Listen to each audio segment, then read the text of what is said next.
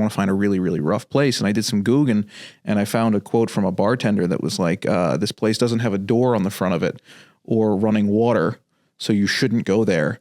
And I was like, that's the place we're going to go. So the sister comes by the house and looks in the window one night and sees this guy, to Count Carl von Cosel, dancing with her dead sister's body. Oh. Today's city, our favorite city in the entire world, Key West, Florida, baby. Key West, baby!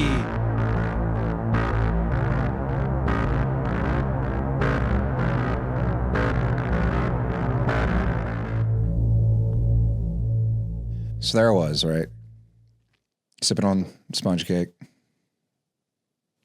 You got a liquid sponge cake? Mm-hmm. Okay. How big was she? I was also watching the sun bake. You never answered my question. All those damn it. So I was sipping on sponge cake. So there I was. I was nibbling on sponge cake. No, I was sipping.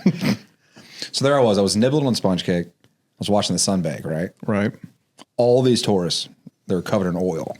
That's what BP does to the coastline. Hey, welcome back to this week's episode of Creeps, Crimes, and Cryptids, brought to you by Ghost City Tours, the world's #1 ghost tour company. Like always, we're going to give you a creep, a crime, a cryptid, all based in a city in which we do tours. Today's city, our favorite city in the entire world, Key West, Florida, baby. Key West, baby! Like always, I'm Carter, joined by Paul, and... Yeah, there's Tyler. And yeah, Tyler. Intro Tyler, dude. Yeah, we got Tyler, our producer over there. So we don't have a two shots. We can have a camera on Tyler. Yeah, the Tyler cam. He's running the ones and twos, doing a fantastic job. And before we get into our creep, of course, always our first segment, I'd like to thank everyone who's joined us along for this journey. It's a journey. All two of you. We're going to keep developing this show, and it's going to change a little bit throughout the time, but I think we found at least one niche, which is, I don't know, that's not the word. Niche. Interchangeable. Thank you. Whenever you and I just bark at each other. Yes. That's some good stuff, right? Yes. I love it. I love barking, dude. Yeah. I'm a dog. Sure. You might not get the best information out of this, but you'll at least be able to take one thread of it in between all of the incoherent ramblings of Paul's conspiracy theories. But today in Key West, we have a deep love for it and a deep appreciation, because Paul and I have spent time there together. Yes. Unfortunately. Paul, outside of our experiences of Key West, before we get started, what is your just overall, like if you were to paint a picture, per se, of Key West for someone who's never been, what would you tell them? What makes Key West probably one of the greatest places in the United States is that it is everything great about the beach without the beach, which everyone knows is the worst part of the beach. Right? Like if you could just have the smell of the ocean and getting drunk at 10 a.m. and hanging out in the sun, like that's the fun part of the beach. You know what's not the fun part of the beach? Having sand in your ass crack, right? Key West, you don't have Also, that. every time you come back home, like months later, you find sand in your... Sand's everywhere. It sucks. It's awful. But no, Key West, it does have some beaches. There's like 2 of them, I think. But, you know, you don't really go there for the beaches. You go there for the atmosphere, the ambiance. The bad thing about Key West is, much like every cool place in the world, it's like slowly being overrun by yuppies. There's always these people, right? I mean, this is a problem in New Orleans. It's a problem in Key West. It's a problem. It destroyed New York. But it's a problem in like every really cool place in the world, that these people come in there because they think they like the culture of the place, but they don't actually like the culture of the place. They pretend like they like it. So then they come in and they're like, let's put a hot topic in here. And they force out like a business that's been there for 60 years and they just make everything fucking expensive and awful.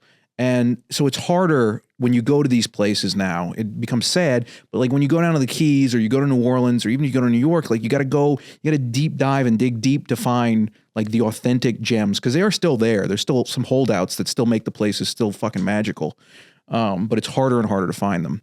You know, one of the places in the Keys, I mean, it's not technically in Key West, it's over on Stock Island, is a place called the Purple Porpoise. Imagine, for our audio listeners, imagine a dive bar.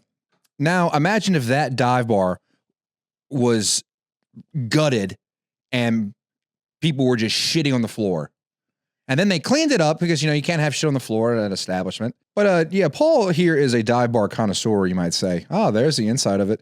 And I believe whenever you found this place, you did, because as you do when you search new cities, you search for the diviest dive bar in the city. Yeah, I try to find the worst dive bar in any city that I go to. Usually I'll ask a bouncer at a bar. I'll be like, hey, what's the worst dive bar in town? Usually they'll point me in the right direction. But yeah, for the Keys, we were doing a drive down there and I was like, I want to find a really, really rough place. And I did some Googling and I found a quote from a bartender that was like, this place doesn't have a door on the front of it or running water, so you shouldn't go there. And I was like, that's the place we're going to go. It's perfect. All this has to be cut out because this is boring. Who cares? I don't think it needs to be cut out. Anyway, who cares? That was our intro on Key West. Let's get to the facts of the matter, or what you might. I don't have any conspiracy. I just love this place, but I don't have any fun things to say about it. Dude, that's fun. Go to the Purple Porpoise. It's literally, they have ice chests with Fireball and like skunked out beer. That's the only thing they serve there. That's wonderful. I hated it. All right, let's get to our first segment, the creep of Key West. All right, so for the creepy stories from Key West, I'm gonna hit you with a double dose here. Double shot. You want the one that's like actually creepy or the like fun one first? The creepy one gets pretty dark. I'm gonna be honest with you. Well, let's start with the dark one. Because, we're trying to bring folks on like a ride, a roller coaster. We just had a little fun. Yeah. So now let's I think it was fun, but all right. Let's go back down. All right. Well, here we go. We're going to talk about Count Carl von Cosel. Mm-hmm. Okay, so Count Carl von Cosel was a cat back in the 1930s, 40s, 20s, somewhere in that, first half of the 1900s there. He was living down in Key West. He claimed to be a doctor. I don't remember if he was actually a doctor or not. You can look it up. But he said he was a doctor. He said he was a doctor. He treated tuberculosis patients, which was a big deal back then. You got tuberculosis, you cough up blood, you're basically dead. I feel like anybody back then who said they were a doctor, I think that's all you needed. Yeah, I mean, there was no way to check their medical records. Right? We're just talking about how Tyler probably lied on his resume to get a job here. Yeah. It's fine. Anyway, so he's down there and he gets this young tuberculosis patient, a beautiful young Cuban lady whose name I don't remember. But he starts treating her, and then wouldn't you know it, she dies. So the Count, there he is. The Count convinces himself, I suppose you could say, that he was in love with this beautiful young Cuban girl, and that she was in love with him, that they were soulmates. So every night he would go down to her grave, and he would sing her songs, and he would talk to her, which is sort of like a nice, tragic Edgar Allan Poe-esque thing. Sure. And then one night, the Count claims that her ghost called to him from the grave and said, hey, I want you to take me out of here and bring me to your house.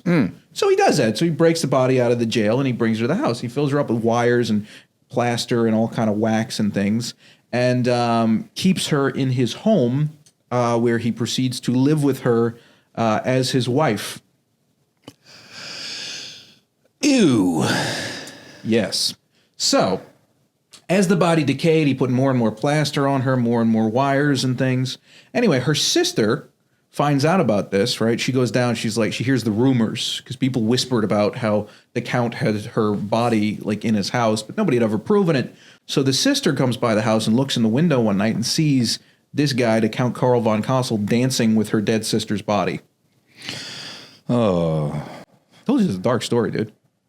So obviously, she calls the police. They go in, they arrest him. And at the time, all the newspapers framed this story as like it's this beautiful, Romeo and Juliet tragic romance. They, left the necrophilia out of it.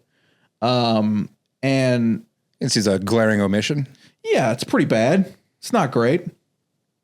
So anyway, the Count then, he goes to trial. They ultimately acquit him of the blame. And they're like, well, you just got to get out of Key West, because we don't like that here. But before he does that, before they throw him out of town, they bring the body out and they put it on display in Key West, where literally thousands of people lined up to look at this corpse who had been basically mummified. And which is really fucked up. Like, I don't know why. What is wrong with people? There's a really sick picture of people like lined up, and there's one lady who's like gleeful because she's so excited. I don't know. It's gross. Gleeful? Yeah, it's like lined up where? She's lined up to see the mummified chick. So the pictures that we're looking at, that is what the body looked like after he covered her in plaster and plastic and stuff. Good Lord. Yeah. For our audio listeners, I suggest you go to our YouTube page and check this part out. Or don't. I suggest you don't. Yeah. But you could Google it. Yeah, it's worth a goog. I don't know that it is. Anyway, so Yeah. they basically tell the Count, whose real name was Carl Tanzer, they're like, dude, you got to get out of town. We can't have this in here. We're a fun-loving people. We don't like guys who steal bodies and shtup them. Was this guy a vampire? Well, I'll tell you this, he had a wife and children who were living up in Miami. Get out of town. Yeah. So that's as far as he had to go. It was just Miami. Dude, it was like 1920, dude. That was a few hours down the road. Yeah, I don't know if the what's the highway called that gets you down to the Keys? A1A? Yeah. Yeah. I don't know if the A1A existed back then. I mean, it probably did. It was just like a 25 mile an hour wooden bridge. Oh yeah. So it was probably like a 3-day drive, to get all the way down there. Oh, what a drive of shame that one is. You had to feel real well. So here's you're ready for the dark ending of the tale. Oh boy. On the night before the Count leaves Key West, her tomb, where she was reinterred at, was blown up. What do you mean blown up? Like an explosion. Aha. That's Like what I a thought kaboom. That's what I thought you meant. And then there are reports that the Count had either stolen her body again, or that he had made a dummy of her that he lived with until he died. Apparently in the house back with his wife and kids. Oh. This was back in the day when women were more understanding. Were they? I mean, his wife stayed with him. You would think. Anyway, so that's our dark, creepy story about Count Carl von Cosel. And if you want to hear more about Count Carl von Cosel and the other ghosts of Key West, what should they do, Carter? They should go to ghostcitytours.com and take a ghost tour. We have some of the best tour guides in all of the world that will give you historical, very interesting stories about the town of which you're in with this underlying paranormal ghost attachment to it that people love so much. In Key West specifically, we got a pub crawl. We got a regular adults tour. Yeah, we do have a pub crawl. Point is, down in Key West, go to ghostcitytours.com, look at Key West. You're going down there, you want to see some ghosts. It's a good time. So we have 3 tours in Key West. Thank Christ you found it. We have the Dark Side of Key West tour, which is 16 and up. We have the All Ages Ghosts of Key West tour. And of course, as you alluded to, we have the 21 and up Key West Haunted Pub Crawl tour. Fantastic tours. Go down to Key West while you're there. Take a ghost tour. Yeah. With Ghost City Tours. Go to ghostcitytours.com for more. All right, let's get back to the show. All right, that was a creepy as shit story. Didn't you say you had another one, though? I do. I have a nice, fun one, a wholesome story. All right, so this is a story about the ghost of a captain, a swarthy sea captain, By the you might name? say. Huh? By the name of? By the name of Captain Tony. Hey-o! So down in Key West, one of the best damn bars, you might say, is a place called Captain Tony's Saloon. The greatest saloon in all the world. It is. Captain Tony's, it used to be Sloppy Joe's. It was the original location of Sloppy Joe's. Sloppy Joe's wound up moving across the street a little ways. Doesn't really matter. But everybody's drank at Captain Tony's, right? Freaking Ernest Hemingway, Jimmy Buffett, Oprah, Me. you, me. I played there. Yeah, you did play there. That's right. Some guy let me play his guitar. It's a great time. There's bras all over the place. It's got a hanging tree in the middle of it, right? They used to allegedly hang people in the bar itself. At one point, it was supposedly a morgue and an ice house because they had ice and you got to keep the bodies there. And at one point, it was a jail. None of those things are true, but they claim that anyway. And it's fun. They also claim that they've found bodies under the floor, which is also not true. But, it's fun to pretend. Anyway, that's not the important part of this story. This story is about the ghost of Captain Tony, right? And the ghost of Captain Tony is immortalized in a song. You know what song the ghost of Captain Tony was immortalized in? What song? The Last Mango in Paris. By the great, late James William Buffett III. AKA Jimmy Buffett. The one, the only Jimmy Buffet. He's the king. Listen, I mean, it is what it is. Mm-hmm. He was the GOAT. He created and for anybody out there who doesn't like Jimmy Buffett, fuck you, okay? The man created an entire fucking genre of music and became a multi-billionaire solely based off of one fucking song, okay? God love him. He was the fucking greatest. It's the American dream. He really, dude, all joking aside, like Margaritaville's fine. It's whatever. It's an okay song. The restaurant train sucks, but that's neither here nor there. But I got a standing ovation at Margaritaville in Destin, Florida for singing If I Could Dream by Elvis. Ah, that's not too bad. Yeah. Yeah. I mean, look, some of them are fun. They're fun. I like the drinks. The food is whatever. But look, if you go listen to a B-side of a Jimmy Buffett album, you're going to have a good time. Oh, dude, Jimmy Buffett songs that people don't know are so much better than the ones that they do. Finn's is a crappy song. All right. But, you know. But it's got horns and people want to hear it. Yeah, it's fun. You can do this at the concerts. I mean, not anymore. Anyway, that's neither here nor there. Is that the end of the Captain Tony story? No. So the last mango in Paris, right? So, Yeah. So the story goes, according to the tune, one young Jimmy Buffett, shortly after the passing of the great Captain Tony, wanders into Captain Tony's saloon to go have himself a drink and get out of the heat, right? There's an old man who sits next to him, and he tells him the tale of how he ate the last mango in Paris. What's the rest of it? This is your show, buddy. No, dude. Come on. I actually don't know the lyrics of that song. Are you serious? Yeah, I'm serious. Took the last train out of Saigon. I'm not a lyrics guy. I can tell you the chords. Oh, can you beatbox the chord? Like, can you do the chords with your mouth while I sing it? No. It's copyright. Anyway. That's how good I am. Point is that the ghost of Captain Tony sat next to Jimmy Buffett and told him these lyrical things. You should go look up the song. It's a catchy little tune. It's a stupid song, but it's a catchy tune. And then it turns out that those lyrics are actually written on the bathroom in the men's room at Captain Tony's, which is also fun. Captain Tony was just a great guy. He was a guy who loved booze, fishing, and broads. He was a good guy.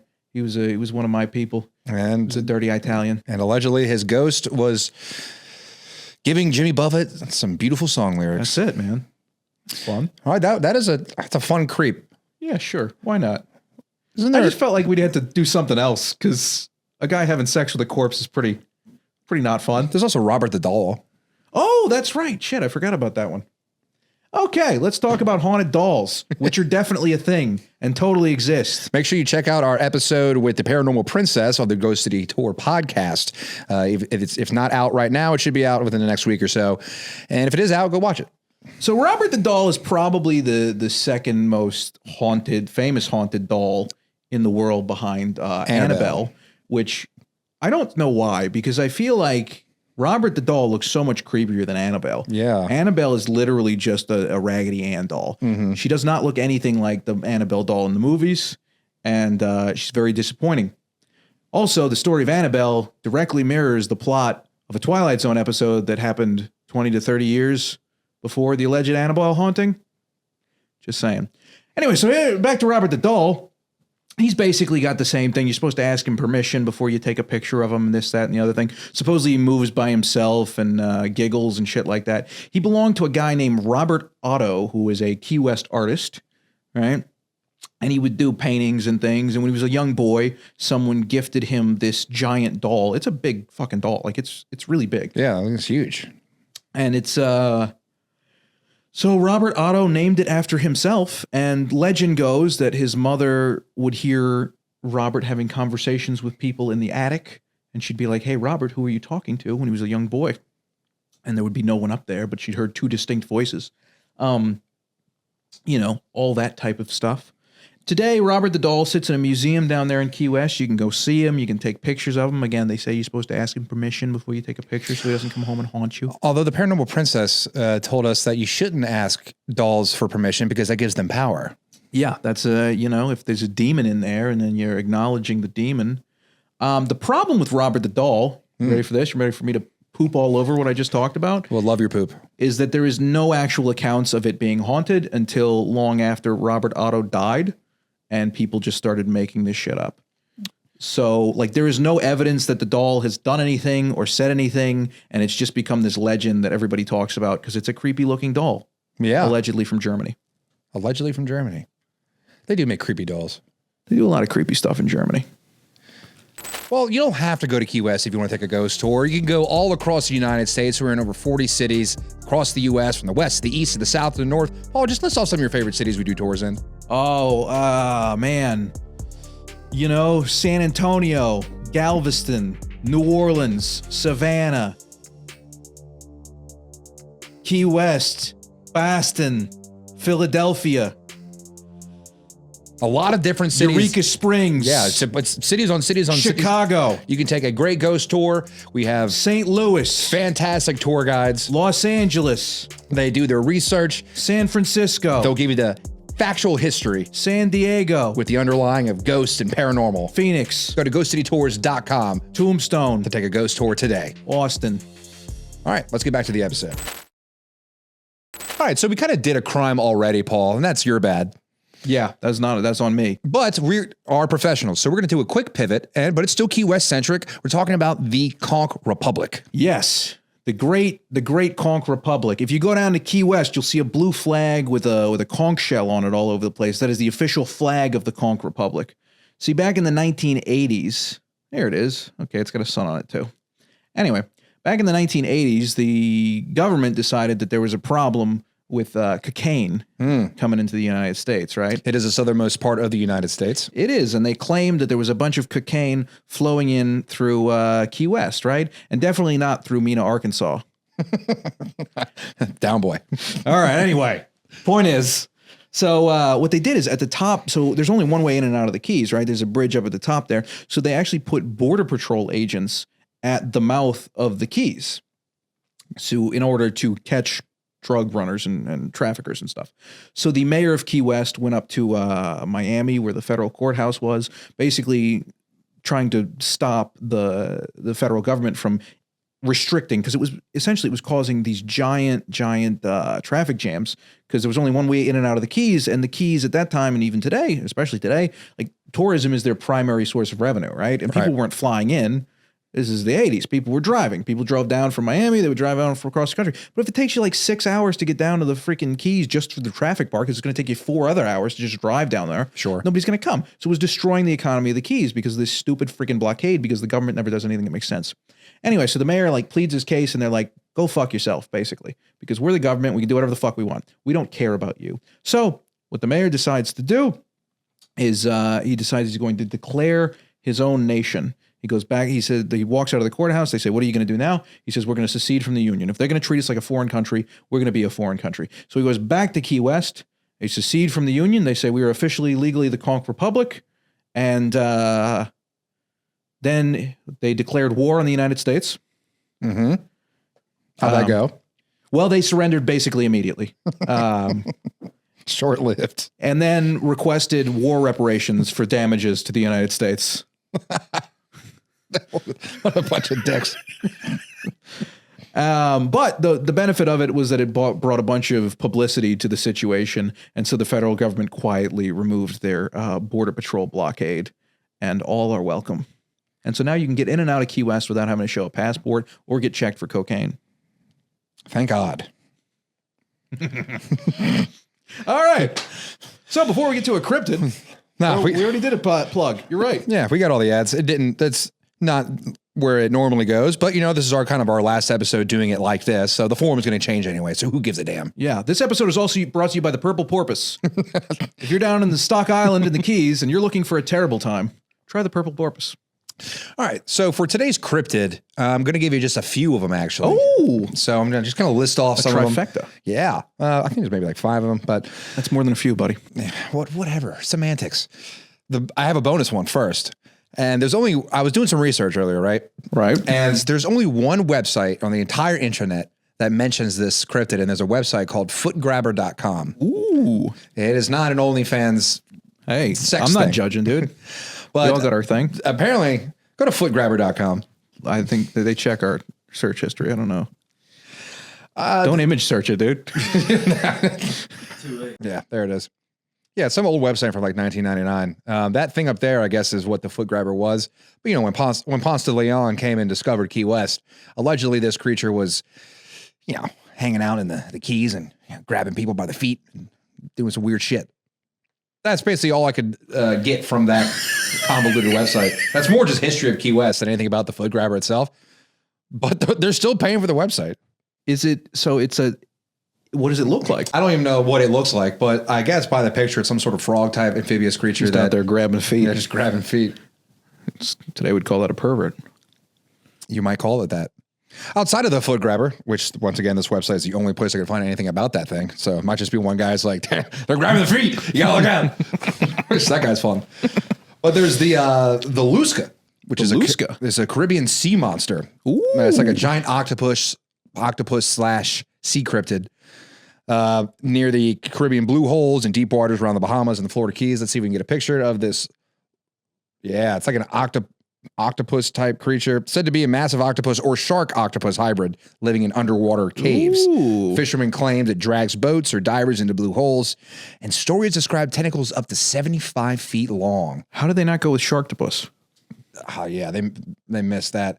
And I think this was kind of all before the giant squid was discovered. So could have been that. Yeah, that tracks.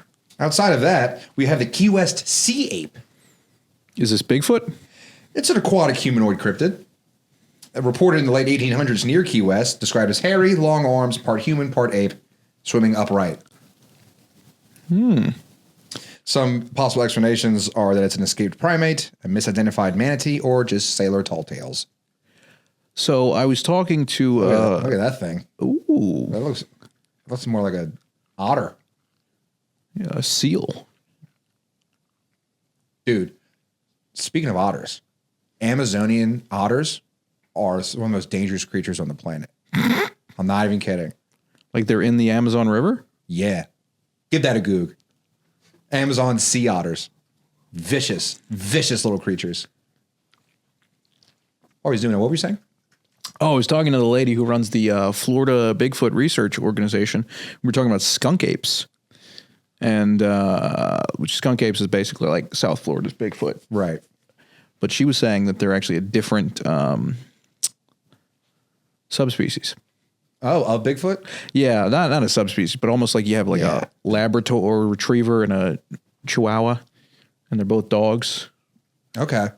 So anyway, that's what I was wondering. So I don't know. Maybe this is another like part of it. But back to the giant river otters. Yeah, they're big. Often called the Amazonian menace or river wolf, is a massive, highly social and territorial freshwater predator reaching up to 6 feet in length. Good Lord. They will fuck you up. I saw some otters at the zoo last week. They were... Those are nice otters. These are, they're just vicious Amazonian monsters. Yeah, that's scarier than any cryptid I could ever think of. I mean, it looks so nice, dude. But, we were just talking about the Key West sea ape, which Yes, right. must be just some sort of derivative of the... What is it? Shit, I just lost the name of it. What did I just say, Tyler? Don't ask me. The swamp apes. No, skunk ape. Skunk ape, that's it. Yeah.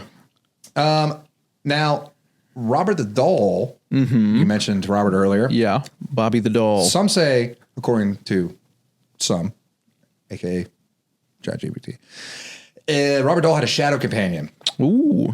Some museum staff claim that they've seen a small shadow figure moving near Robert's case. Security cameras have caught movement when no one is around, and visitors report feeling something follow them out of the museum. So I don't know if that's really a cryptid, more Robert the Doll shenanigans. Yeah. Also, like, where are these videos? I would like to see those videos. Let us know in the comments if you found the videos, because we're not going to do it. There's also the Key West Goat Man. Oh. Yeah. Now, local urban legend says that a half-goat creature roams the mangroves and old bridges. Common claims are that that hoof prints have been found near fishing camps. There's screaming sounds at night, and fishermen seeing a horned figure watching them. Now, it could be, of course, escaped livestock or just Caribbean folklore creatures. And there's all kind of mainland goat legends that exist throughout the United States, this being one of them. I don't know. That sounds pretty bad. Moving on. That was bad. Finally, well, actually not finally. We got a couple more. We have the mangrove stalker. Now, this is a new cryptid. Ooh. Built from real environment, Paul. The Keys mangrove forests are extremely dense and creepy at night. I remember them. They're described as long-limbed, pale or algae-covered skin, move silently through mangrove roots, eye shine spotted by night fishermen. Look at that thing. The mangrove stalker. It looks like a Scooby-Doo villain. Almost certainly.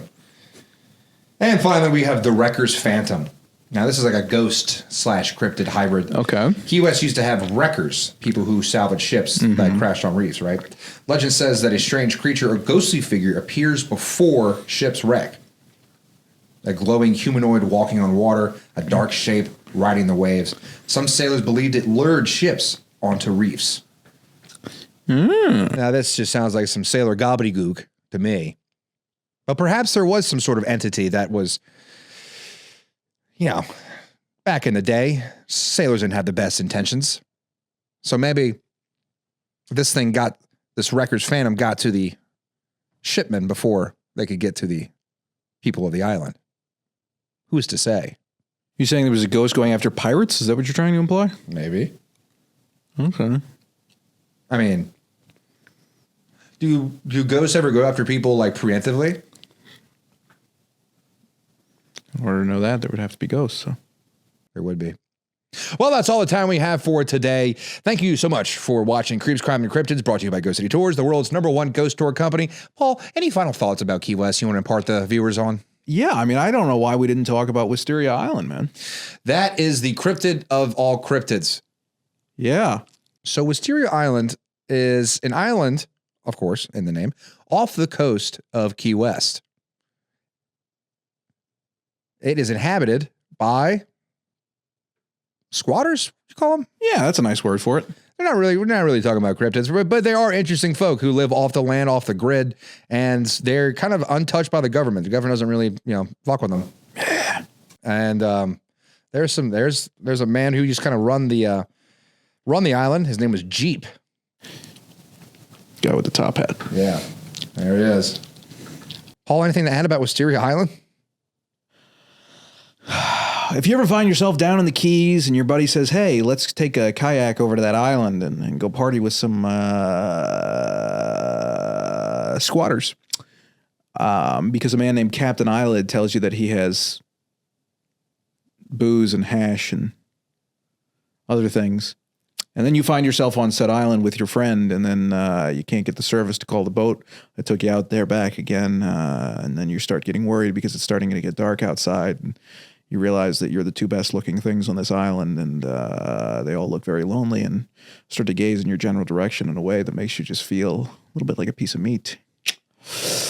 Make sure you have a ride to and from the island during the day if you are to go visit Wisteria Island. There's some nice folks on that island. There are. Guitar was very nice. Guitar was nice.